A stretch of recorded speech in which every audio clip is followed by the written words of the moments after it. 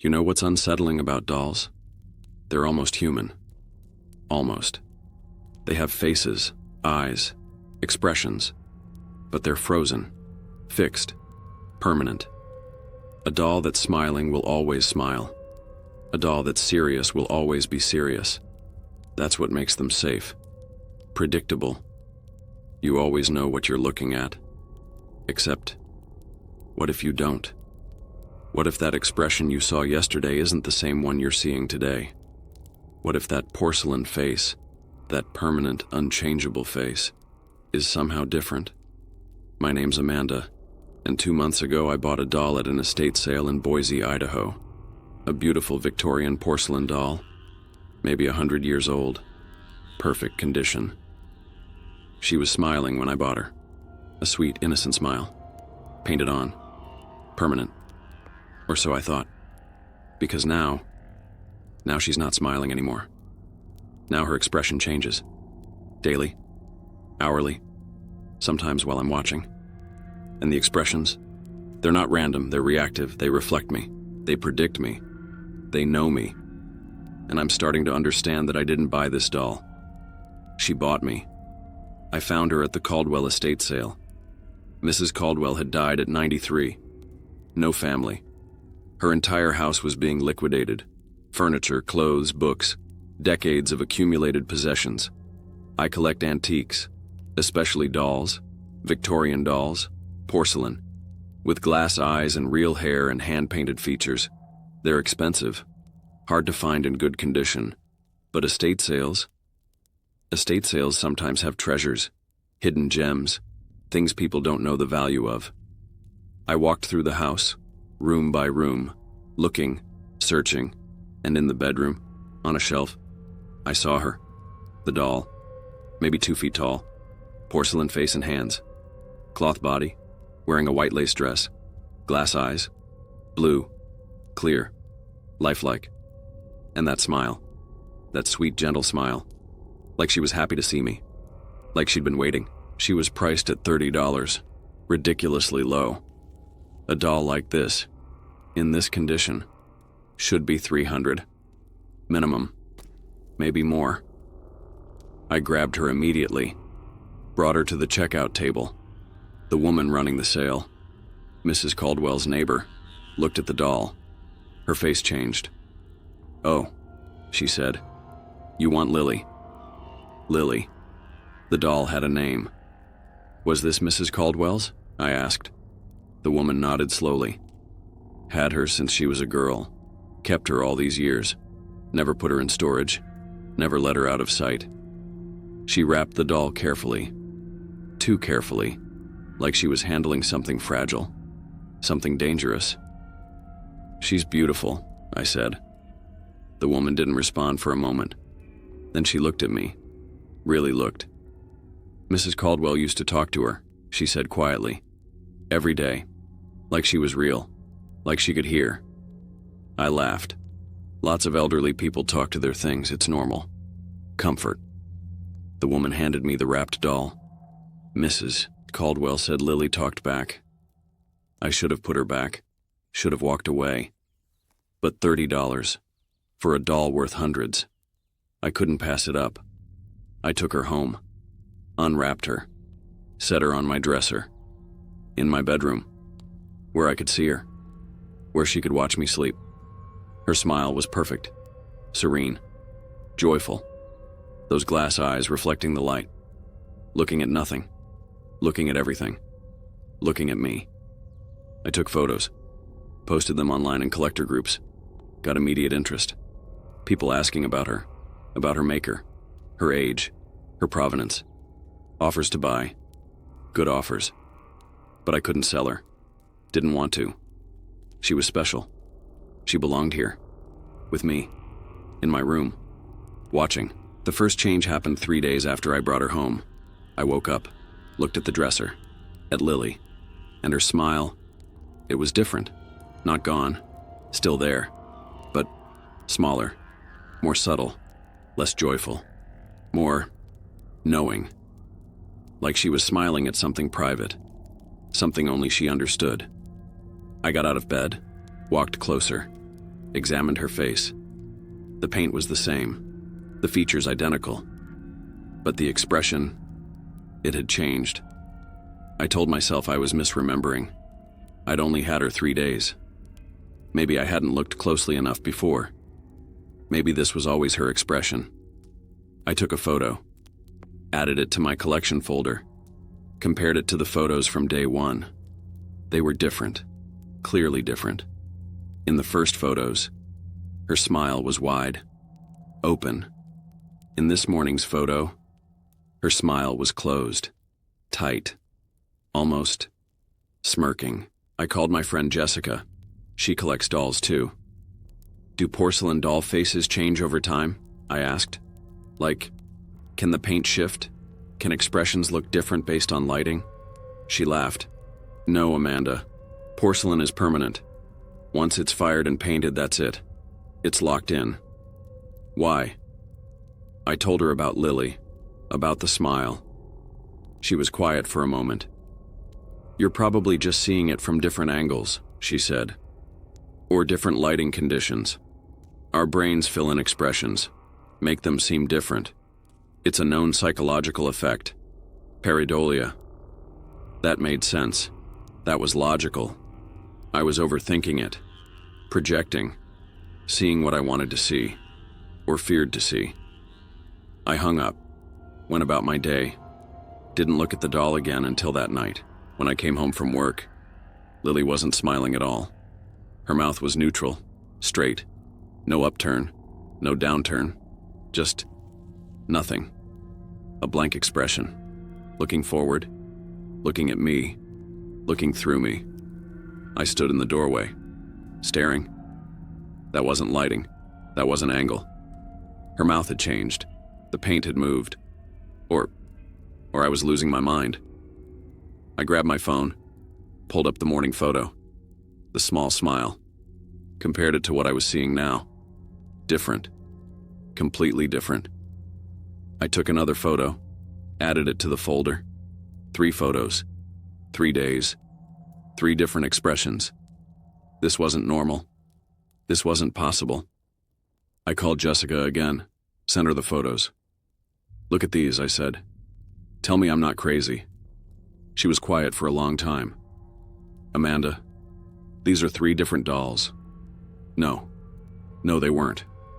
It's the same doll, Jessica. Same dress, same hair, same position on my dresser, but her face, her expression keeps changing. More silence. That's not possible, she finally said. Are you okay? Have you been sleeping? I hung up. She thought I was having a breakdown. Maybe I was. Maybe this was stress. Work stress. Life stress. Manifesting as delusions. As hallucinations. As seeing things that weren't there. Or the doll was actually changing. Actually moving, actually alive in some way I couldn't explain. That night I set up my phone. Time-lapse camera. Pointed at the dresser. At Lily. Recording. 8 hours. Through the night, I'd capture whatever was happening. I'd have proof. Or I'd have nothing, and I'd know I was imagining it. I went to sleep. Tried to sleep. Kept waking up. Checking. The doll was there. Always there. Never moving. Never different. Just sitting. Watching. Being. Morning came. I grabbed my phone. Pulled up the time-lapse. Hit play. The video showed my room. The dresser. The doll. 8 hours compressed into 2 minutes. I watched carefully. The lighting changed as night progressed. Shadows shifted. But Lily stayed the same. Same position. Same pose. Same expression. Nothing changed. Nothing moved. The time-lapse proved it. The doll was static. Unchanging. I'd been imagining everything, but when I looked up from my phone, at the actual doll, her expression was different again. Her mouth was turned down. Sad. Almost disappointed. Like she knew I'd been watching. Like she knew I'd been testing her. Like she was hurt that I didn't trust what I was seeing. I felt a chill run through me. This wasn't stress. This wasn't delusion. The doll was changing. Just not on camera. Not when being recorded. Only when being observed directly. Only when it was just me and her. Just my eyes and her face. Just reality without documentation. I started keeping a journal, writing down her expressions. Multiple times a day. Morning, neutral. Noon, slight frown. Evening, deep frown. Night, angry. Yes, angry. Her eyebrows, they looked furrowed. Her mouth turned down sharply. Her eyes, those glass eyes, they seemed darker. Focused, intense. Like she was mad at me. Like I'd done something wrong. I apologized to her. Out loud. I'm sorry, Lily, I didn't mean to upset you. I felt insane. Talking to a doll. Apologizing to an object. But the next morning, she was smiling again. That original smile. Sweet. Innocent. Forgiving. She'd accepted my apology. She'd heard me. I researched. Spent hours online. Looking for explanations. Haunted dolls. Possessed objects. Cursed artifacts. There were stories. Hundreds of them. Dolls that moved. That changed. That affected their owners. Most were obvious hoaxes. Fabrications. Attention-seeking. But some felt real. Documented. Multiple witnesses. Unexplained phenomena. And a pattern emerged. The dolls bonded with one owner. Became attached. Became protective. Possessive. They reflected the owner's emotions. Predicted the owner's future. Became extensions of the owner's consciousness. Or, the owner became an extension of the doll's will. I tested it. Came home happy one day. Excited. I'd gotten a promotion at work. Lily was smiling. Wide. Joyful. Celebrating with me. Came home angry another day. Fight with my sister. Lily was frowning. Severe. Upset. Matching my mood. Came home scared. Strange man following me in the parking lot. Lily's face. It was terrified. Eyes wide. Mouth open. Like she was screaming. Warning me. Protecting me. The correlation was undeniable. The doll was connected to me. Reading me. Reflecting me. Becoming me. But then, she started predicting. Started showing expressions before I felt them. I'd wake up and she'd be sad. And hours later, I'd get bad news. My grandmother was sick. I'd come home and she'd be excited.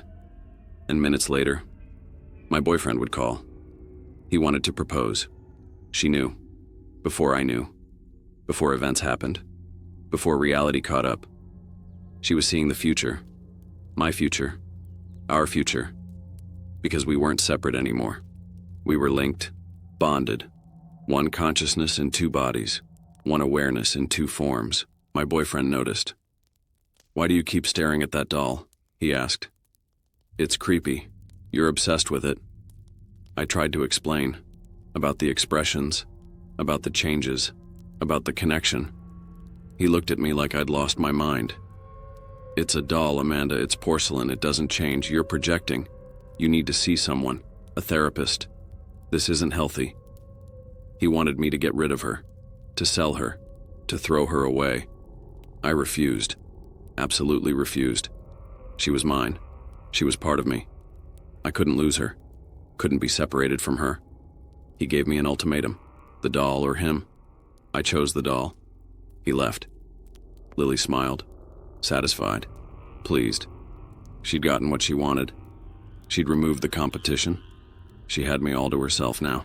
My friends stopped calling, stopped visiting. They said I'd changed. Become withdrawn. Obsessed. That all I talked about was the doll. That I was losing touch with reality. Maybe they were right. Maybe I was. But I couldn't stop. Couldn't break away. Lily needed me. And I needed her.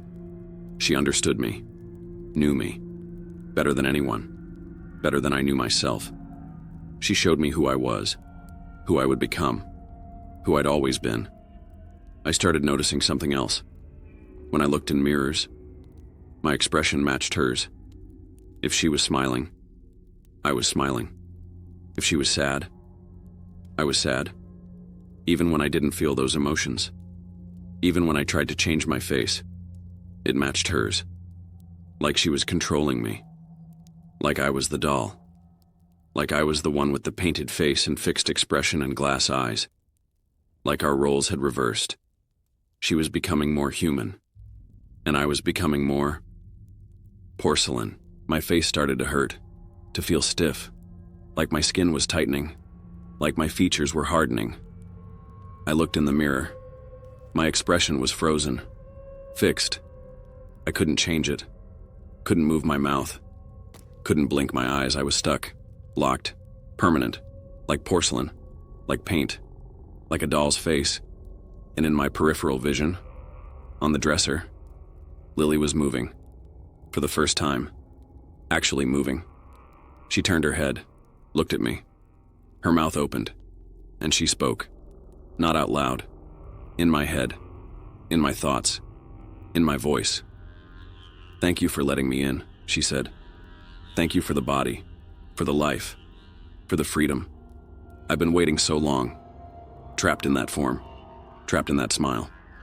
But now I'm free. And you can rest. You can be still. You can smile forever. Just like I did. Just like Mrs. Caldwell did before you. Just like everyone who owned me. We all get our turn. We all get to be human. For a while, I tried to scream, tried to move, but I couldn't. My body wasn't mine anymore.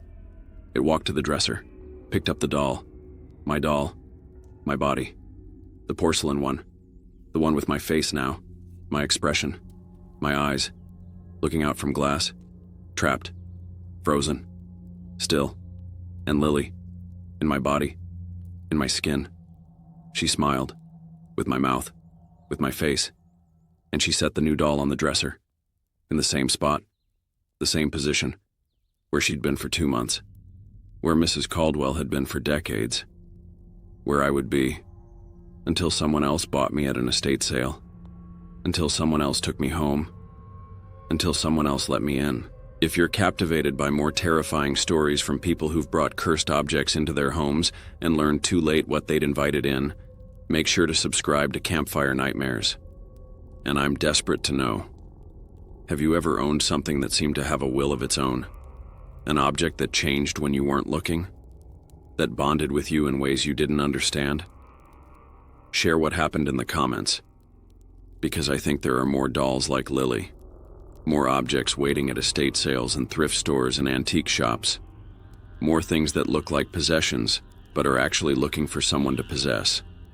And if you see a beautiful doll, smiling at you, waiting for you, calling to you, remember, that smile isn't permanent. It's just patient.